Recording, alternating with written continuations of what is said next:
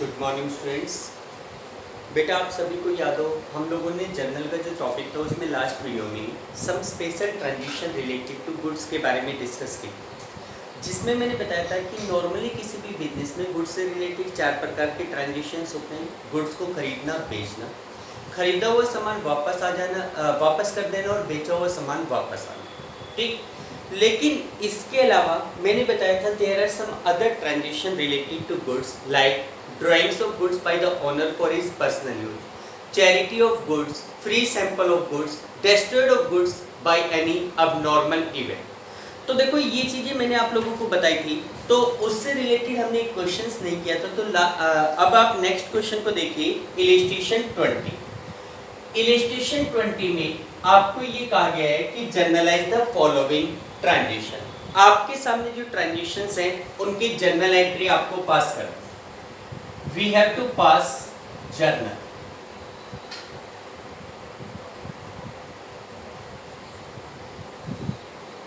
Format आपके सामने, date, particular, ledger folio, amount debit, amount credit. ठीक, डेट, पर्टिकुलर्स, लेजर फोलियो,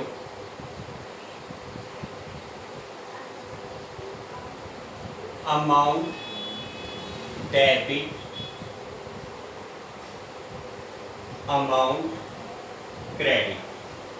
देखो बेटा इसमें फर्स्ट ट्रांजेक्शन कह रहा है proprietor withdraw his personal use cash ₹20,000 and goods worth ₹10,000। देखो जो प्रोप्राइटर है, प्रोप्राइटर मैंने आपको बताया था ओनर को बोलते हैं। ओनर ने अपने पर्सनल यूज के लिए बिजनेस में से ₹20,000 का तो कैश और ₹10,000 की गुड्स विड्रॉ की। आप लोगों को मैंने बताया था कि अगर ओनर अपने पर्सनल यूज के लिए बिजनेस में से कोई भी अमाउंट या कोई भी वैल्यू विड्रॉ करता है तो उसे हम क्या कहते हैं, ड्रॉइंग्स कहते हैं। तो एक इफेक्ट तो पड़ेगा ड्रॉइंग के ऊपर जिसको करेंगे डेबिट। अब आप देखो एक इफेक्ट पड़ रहा है कैश के ऊपर। हमारे बिजनेस में से कैश जा रहा है तो कैश को करेंगे क्रेडिट, और दूसरा हमारे बिजनेस में से गुड्स जा रही है।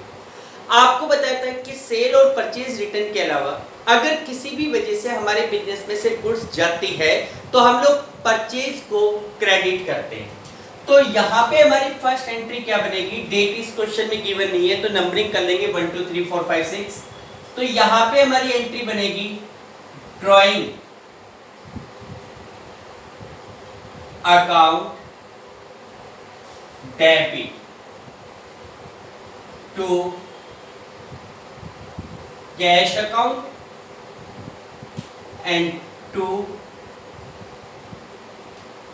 Purchase account. बेटा टोटल ड्राइंग कितने की है, 30,000 की है, जिसमें से कैश कितना विड्रॉ किया गया है 20,000 और गुड्स कितने की विड्रॉ की गई है 10,000। यहां पे लिखेंगे cash and goods withdrawal, cash and goods withdrawal bye owner. Owner ने कैश और गुड्स को विड्रॉ किया। सेकेंड पॉइंट ये कहता है कि goods for ₹50,000 were given away at charity, और इसके ब्रैकेट में लिखा गया है सेल प्राइस ₹60,000। इसका जो सेलिंग प्राइस है वो 60,000 था, सॉरी 60,000 था। देखो बेटा हमारे गोदाम में जैसे गुड्स है उनकी वैल्यू थी 50,000।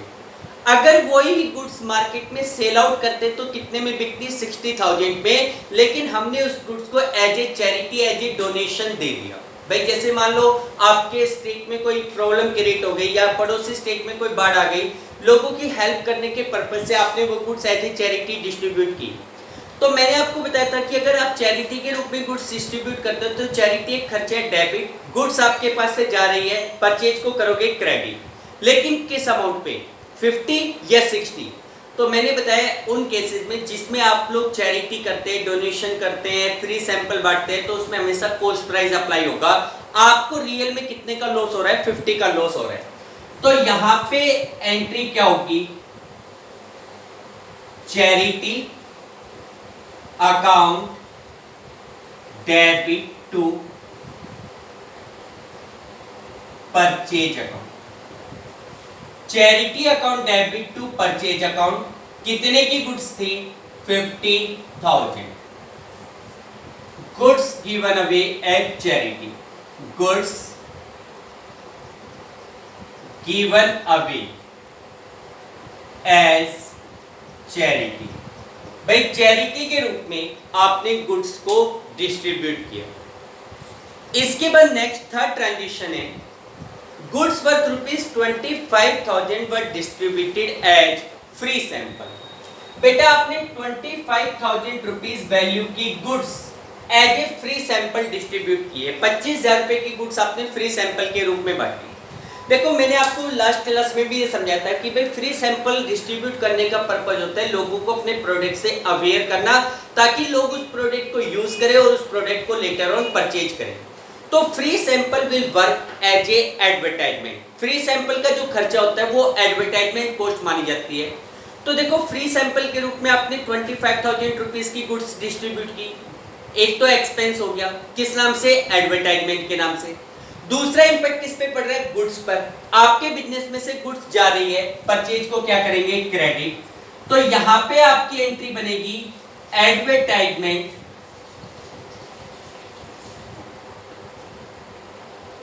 Expense account debit to purchase account. Advertisement expense account debit to purchase account. कितने की goods as a free sample distribute की गई है? 25,000 की goods distributed as free sample. Goods distributed as free sample. बेटा आपने as a free sample goods को distribute किया. ठीक.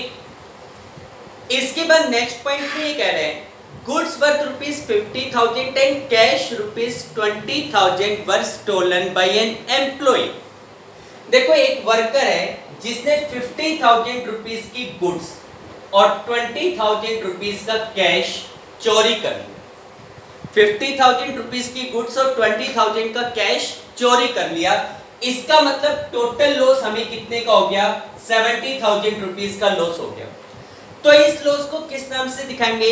Loss by theft. मैंने बताया था कि अगर ऐसी अबनॉर्मल इवेंट की वजह से लॉस होता है तो लॉस को तो करेंगे डेबिट. कैश आपके पास से जा रहा है, कैश को करोगे क्रेडिट. गुड्स आपके पास से जा रही है. अब मैंने बताया सेल के अलावा किसी और वजह से गुड्स जाती है तो परचेज को क्रेडिट करना है. तो 50,000 रुपीज की तो क्या था? कैश. और 50,000 की गुड्स और 20 का कैश. Loss by theft. तो यहां पे हमारी एंट्री होगी loss by theft account debit to purchase account and to cash account. To purchase account and to cash account. Total loss हमें कितने का हो रहा है? 70,000 का. गुड्स हमारे पास से कितने की जा रही है? 50,000. कैश हमारे पास से कितने का जा रहा है? 20,000. Goods and cash stolen. भाई हमने गुड्स को और कैश को, मतलब कि गुड्स एंड कैश स्टील हुआ, चोरी हुआ. ठीक है. इसके बाद नेक्स्ट ट्रांजेक्शन है. अच्छा देखो इस केस में कहीं पर भी ये नहीं कह रखा था कि गुड्स का या कैश का इंश्योरेंस करवा रखा था, इंश्योरेंस कंपनी से कोई क्लेम मिला, तो इसका मतलब यहीं तक ही छोड़ना पड़ेगा, लॉस की एंट्री करनी पड़ेगी. ठीक है. अब इसके बाद जो नेक्स्ट पॉइंट है उसको देखो.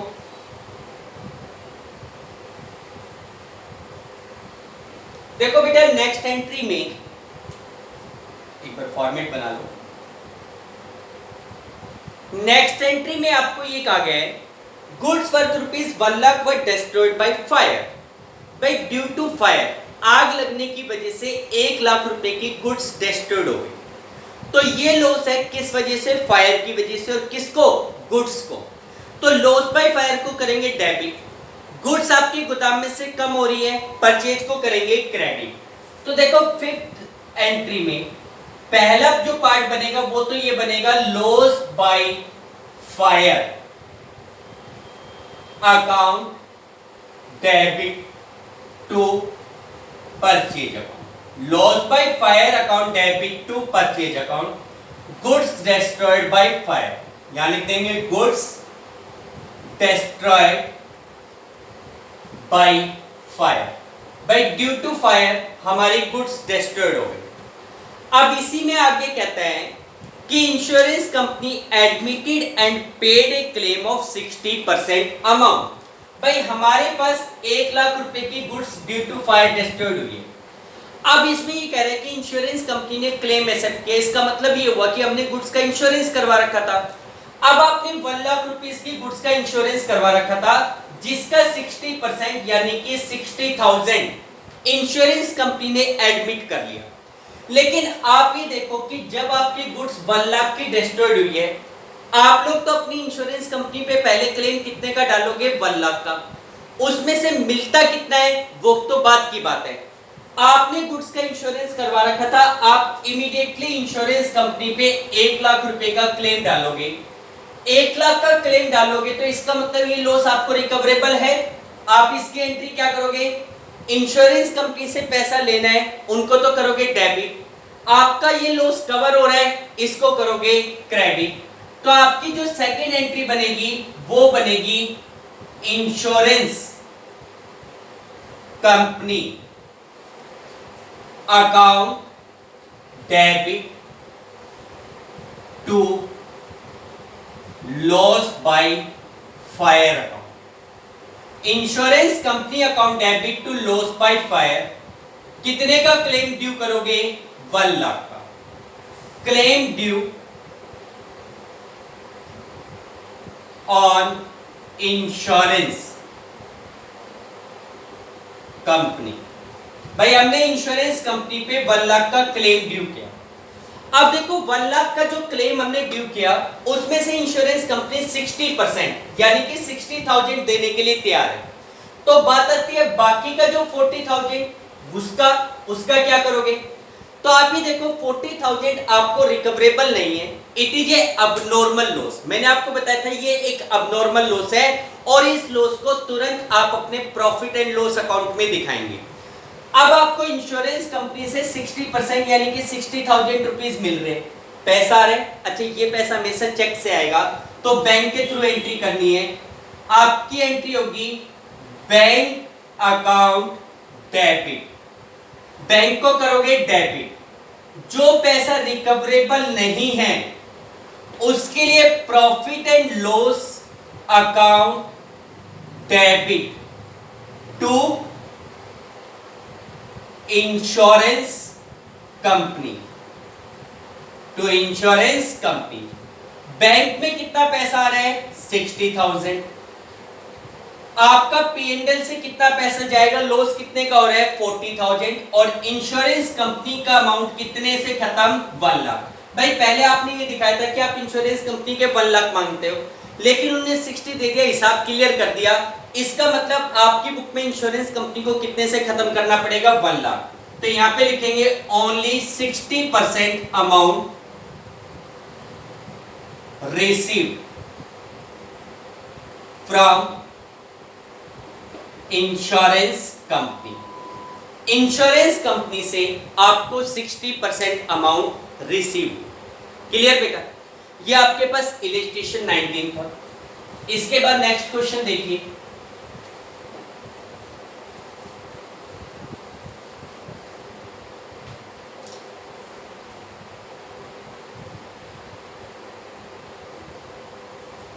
देखो बेटा जो नेक्स्ट क्वेश्चन है इलस्ट्रेशन 20 था ये।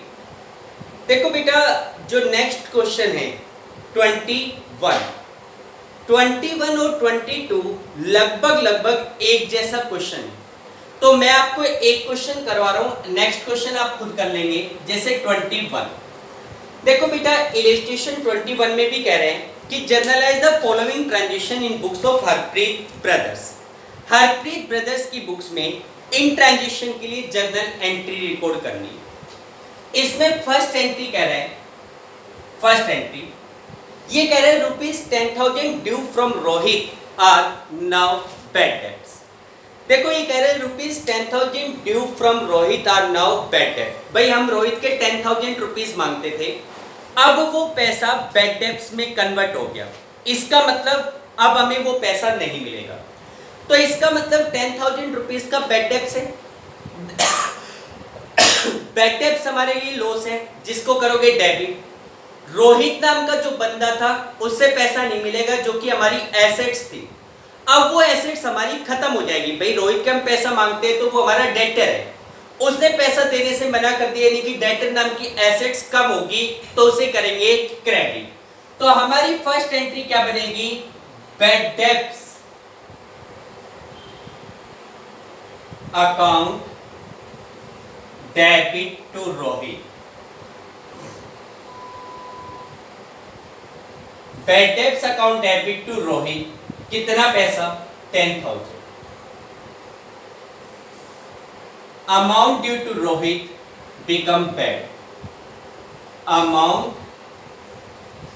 Due to Rohit become bad debts.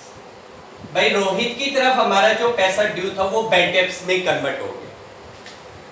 इसके बाद नेक्स्ट ट्रांजेक्शन ये कहता है goods worth rupees, goods for rupees 50,000 were, sorry ये क्वेश्चन हो चुका। सेकंड पॉइंट देखो, सेकंड एंट्री कह रहे हैं goods worth rupees 20,000 were used by the proprietor. देखो 20,000 रुपीज की गुड्स प्रोप्राइटर ने यूज की है। देखो प्रोप्राइटर 20,000 रुपीज की गुड्स को यूज करने का मतलब है कि प्रोप्राइटर ने अपने पर्सनल यूज के लिए बिजनेस में से 20,000 रुपीज की गुड्स को निकाला है। It will be called drawing. तो ड्रॉइंग को तो करोगे डेबिट। सेकंड इंपैक्ट किस पे पड़ रहा है? गुड्स पर। हमारे पास से गुड्स जा रही है, आपको बता रखा है गुड्स अगर हमारे पास से जाती है तो हम परचेज को क्या करते हैं? क्रेडिट। तो हमारी एंट्री बनेगी drawing account debit to purchase account. Drawing account debit to purchase account. कितने की गुड्स विड्रॉ की गई है ओनर के द्वारा? 20,000 की गुड्स विड्रॉवन बाय प्रोप्राइटर। प्रोप्राइटर के द्वारा गुड्स को विड्रॉ किया गया। ठीक। इसके बाद नेक्स्ट ट्रांजेक्शन कहता है charge depreciation at the rate of 10% per annum for 2 month on A machine costing rupees 3 lakh. देखो बेटा ये कह रहा है कि एक 3 लाख रुपए की मशीन है, मशीन की वैल्यू है 3 लाख रुपीज। आपको इस मशीन पे 10% डेप्रिसिएशन लगाना है। आप लोगों को बताया था कि फिक्स एसेट्स की वैल्यू में एक रिडक्शन होता है जिसको हम डेप्रिसिएशन कहते हैं। तो इस 3 लाख की मशीन पे आपको 10% डेप्रिसिएशन लगाना है, लेकिन 2 मंथ का। अगर कंप्लीट ईयर का लगाना होता तो 10/100 कर देते, लेकिन 2 मंथ का, एक साल में कितने मंथ होते हैं? 12, तो 2/12। 2 मंथ का लगाओगे तो 2/12, तो 2/12 के हिसाब से कितना डेप्रिसिएशन बनेगा? 5,000 रुपीज का डेप्रिसिएशन बनेगा। आपको अपनी मशीन के ऊपर 5,000 रुपीज का डेप्रिसिएशन प्रोवाइड करना है। तो देखो मशीन के ऊपर अगर आप डेप्रिसिएशन लगाते हो तो 2 चीजों पर इफेक्ट पड़ेगा। एक इफेक्ट तो पड़ेगा डेप्रिसिएशन पे। भाई आप मशीन पे डेप्रिसिएशन लगा रहे हो तो डेप्रिसिएशन आपके लिए एक प्रकार का लॉस है, और जैसा कि हमें पता है लॉस को हम क्या करते हैं? डेबिट। तो डेप्रिसिएशन को तो कर देंगे डेबिट। अच्छा, it is a non cash expense, इसकी पेमेंट कैश में नहीं करनी। This amount will be subtracted out of the value of machine, यानी कि ये 5,000 रुपीज आप मशीन के प्राइस में से कम करोगे। तो मशीन के प्राइस कम हो रहे हैं तो इट इज ए लॉस, यानी कि मशीन की वैल्यू, भाई एक तो लॉस है, डेबिट करोगे डेप्रिसिएशन के नाम से। सेकंड, मशीन के प्राइस कम हो रहे हैं तो मशीन को क्या करोगे? क्रेडिट। तो यहां पे आपकी जो एंट्री बनेगी वो बनेगी depreciation account debit to machinery account. Depreciation account debit to machinery account. कितना अमाउंट? 5,000। Depreciation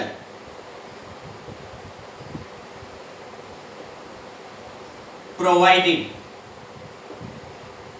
on machine.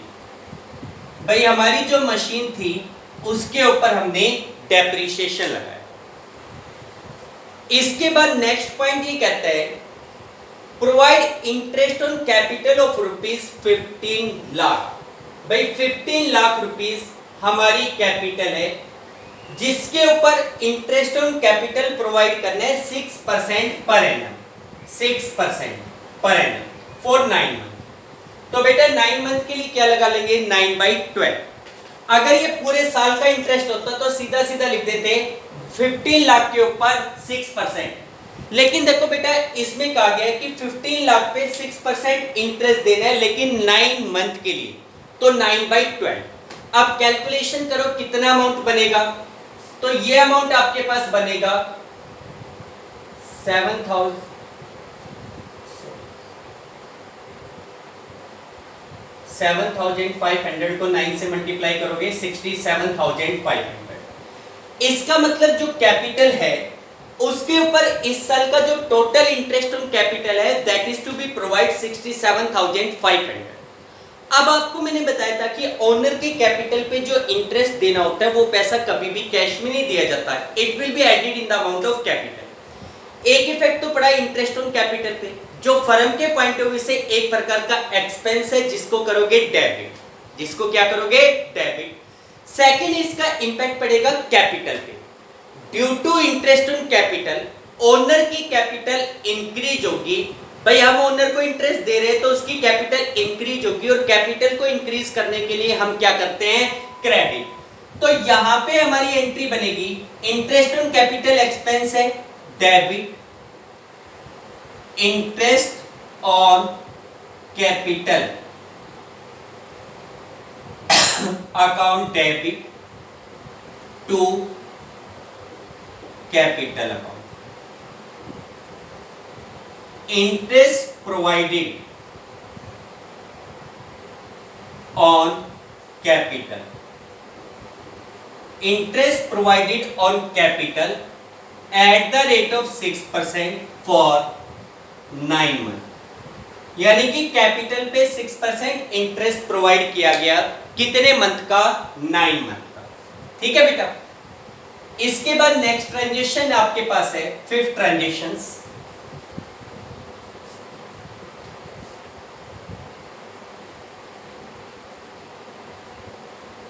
देखो बेटा नेक्स्ट 5th ट्रांजिशंस में आपको क्या दिया हुआ है। देखो इस 5th ट्रांजिशन में आपको कहते हैं कि राहुल हु ओड अस ₹20,000। देखो ये कहते हैं राहुल जिसने हमसे 20,000 रुपीस उधार लिए हुए थे। हु ओड का मतलब होता है उधार लेना।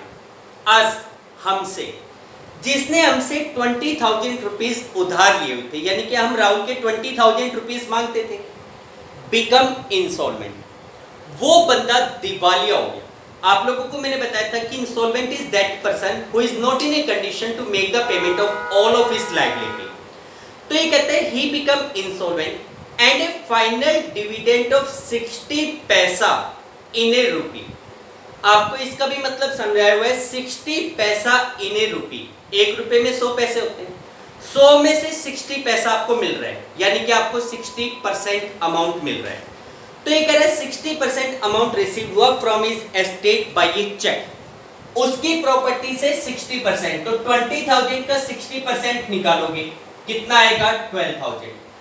हम राहुल के 20,000 रुपीस मांगते थे, वो बंदा इंसॉल्वेंट हो गया और उससे 20,000 की जगह केवल 60% अमाउंट यानी कि 12,000 रुपीस मिल रहा है। बाकी का 8,000 तो उसके लिए बताया बाकी का 8,000 नहीं मिलेगा। बंदा इंसॉल्वेंट हो रहा है, केवल 60% अमाउंट हमें पे कर रहा है, बाकी का 8,000 पे नहीं करेगा। तो ये जो 8,000 रुपीस पे नहीं करेगा इसको हम क्या कहते हैं बैड डेब्ट्स कहते हैं। अच्छा पेमेंट चेक से मिल रही है, क्लियर कह रखा है इस क्वेश्चन में पेमेंट रिसीव बाय चेक, तो बैंक के थ्रू डेबिट करोगे। अब आप देखो पैसा आ रहा है भाई 12,000 आपको रिसीव हो रहा है, पैसा आ रहा है, बैंक को करोगे डेबिट। 8,000 का अमाउंट आपको रिकवर नहीं होगा। 8,000 का अमाउंट ऐसा है जो आपका डूब गया, it will be called bad debts, loss है, इसे भी करोगे डेबिट। राहुल पेमेंट कर रहा है, ही इज ए गिवर, उसे करोगे क्रेडिट। एंट्री क्या बनेगी, bank account debit bad debts account debit to Rahul. तो यहां पे एंट्री बनेगी bank account debit bad debts account debit to Rahul. Bank में कितना पैसा 12,000, बैड डेब्ट्स कितना 8,000, Rahul is a giver of rupees 20,000। Amount due to Rahul only 60%, narration में लिख दो only 60% amount received from Rahul, receive from Rahul.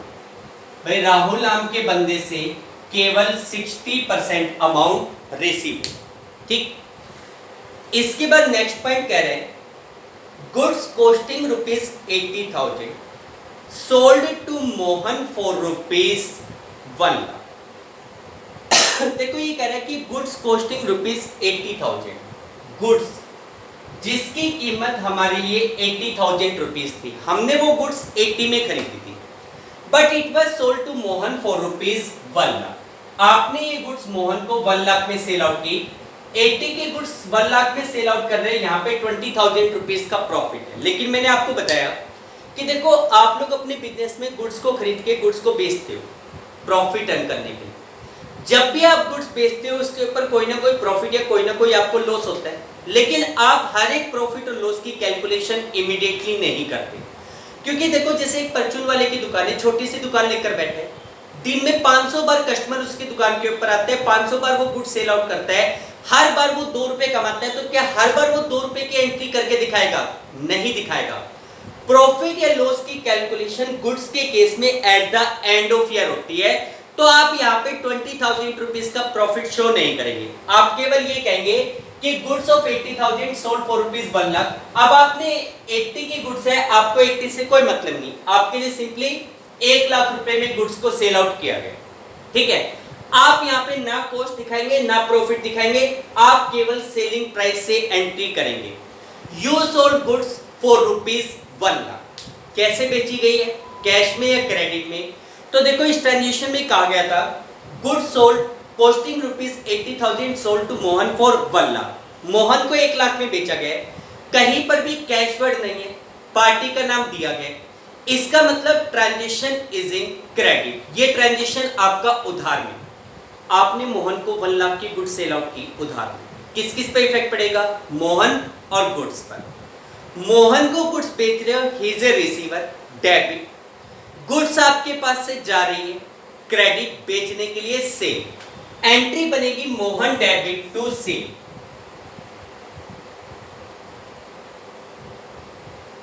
Mohan debit, किसी भी व्यक्ति के नाम के साथ, पर्सन के नाम के साथ अकाउंट नहीं लगेगा, लगाना है तो Mohan's account debit to sales account. कितने में सेल आउट की गई है? 1 लाख। नरेशन में goods sold, goods sold in credit. Credit में हमने गुड्स को सेल आउट। क्लियर बेटा? तो ये आपका इलस्ट्रेशन नंबर 21 था। देखो बेटा अगर हम इलस्ट्रेशन नंबर 22 की बात करें तो वो क्वेश्चंस भी लगभग इसी प्रकार का क्वेश्चंस है, आप लोग करके देखिए। अगर दिक्कत आती है तो मुझसे तुरंत पूछ लीजिएगा, ठीक है।